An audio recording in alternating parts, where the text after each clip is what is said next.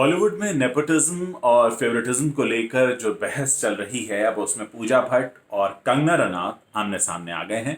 पूजा भट्ट ने कुछ समय पहले ट्वीट करके ये बताया था कि कंगना रनावत जो इतने बड़े बड़े दावे कर रही हैं कि बॉलीवुड में नेपोटिज्म है, फेवरेटिज्म है, वो ये ध्यान रखें कि उनको विशेष फिल्म्स यानी उनके पापा महेश भट्ट के बैनर ने ही लॉन्च किया था और इस बात को उनको ध्यान में रखना चाहिए। जिसके जवाब में कंगना रनावत ने कहा है कि विशेष फिल्म्स जो बैनर है ये बड़े एक्टर्स और बड़े स्टार्स को साइन करके उनको मोटी फीस नहीं देना चाहता, इसीलिए वो हमेशा ऐसे नए चेहरों की तलाश में रहते हैं जिनसे वो मुफ्त में काम करा सकें।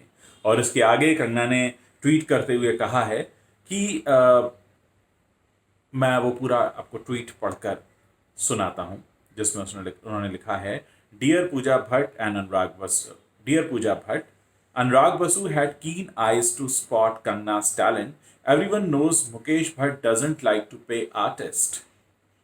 To get talented people for free is a favor many studios do on themselves. But that doesn't give your father a license to throw chappals at her, call her mad, and humiliate her. He also announced her tragic end. Also, why was he so invested in Sushant Singh Rajput and Ria's relationship? Why did he announce his end too?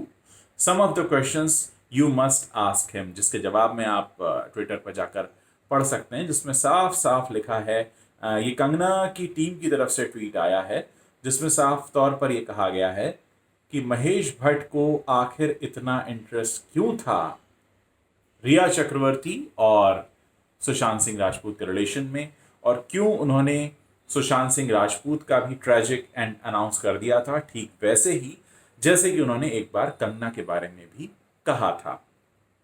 मैं आपको बता दूं कि विशेष films के अलावा T series में भी इस तरह की प्रैक्टिसेस हैं जहां पर बहुत कम पैसे में या लगभग मुफ्त में सिंगर्स से काम कराया जाता है, और जितने भी न्यू कमर्स वहाँ से लॉन्च हुए हैं, नो डाउट कि टी सीरीज़ ने बहुत सारे न्यू कमर्स को लॉन्च किया है, लेकिन इन न्यू कमर्स को लॉन्च करने के पीछे इन स्टूडियोज़ का एक फ़ायदा भी छिपा होता है, और वो ये होता है कि उनको बहुत कम में या सस्ते में, या आप मानकर चलिए कि कई बार बिल्कुल मुफ्त में एक अच्छा टैलेंट मिल जाता है जिसके बल पर वो पैसा कमाते हैं।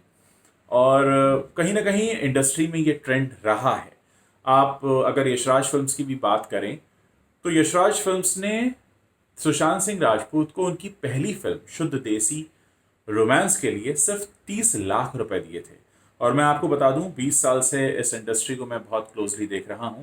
सुशांत सिंह राजपूत जैसे टीवी आर्टिस्ट, मैं उस वक्त की बात कर रहा हूं, आज से 8 साल 9 साल पहले, को 30 लाख रुपए देना लगभग मुफ्त जैसा ही है, क्योंकि टीवी आर्टिस्ट के जो पर डे पेमेंट्स होते हैं वो इससे कहीं ज़्यादा होते हैं।